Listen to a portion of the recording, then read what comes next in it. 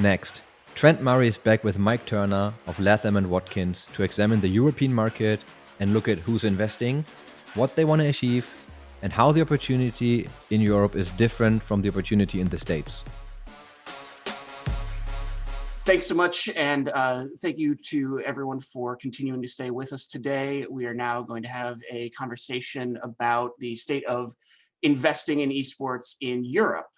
So much of what we talk about is based on the United States and everything going on there, but with esports being such a global industry, it's important to get a look at everything going on in other aspects of the industry outside of the US. So Mike, to start off, esports is part of a much larger video game entertainment industry that you have a great deal of experience working in on the financial side. Are there any historical trends in that space specifically that can be applied to the current state of esports investment in Europe? Oh, Trent, I think there are. Yes, I think if you go back beyond the advent, if you like, of the video game industry, this was all about eyeballs, right? It's all about attracting consumers and delivering the content to consumers that consumers then demand.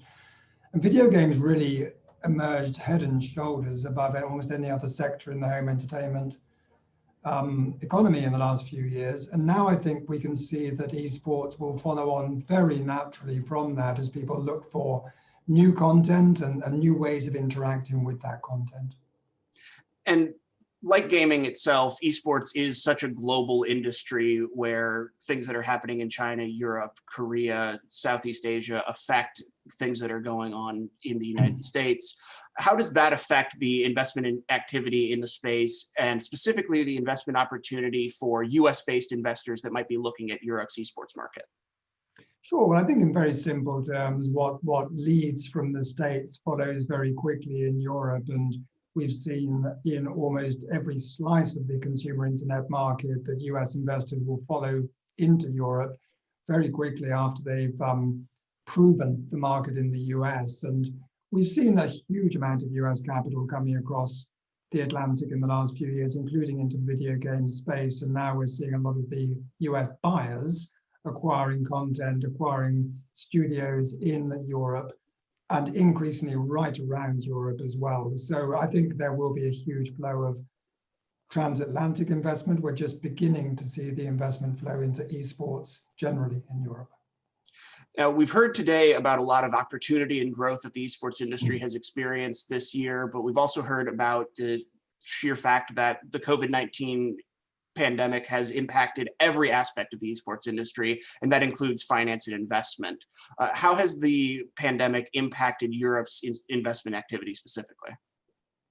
Well, in many ways, I think quite positively as we end the 2020 year. I think there was a big pause for breath as people kind of tried to work out what it was that consumers wanted. But I think what has happened is the fact that people have been locked up at home has absolutely driven the demand for video games generally and esports in particular in the context of this conversation. So I think now as we exit 2020 and move into 2021, the numbers are providing the very answer to your question. I think consumer demand is really beginning to emerge, and it's not just related to COVID. I think COVID has caused people to rethink how they want to consume entertainment, consume esports, but that will then be a legacy trend, if you like.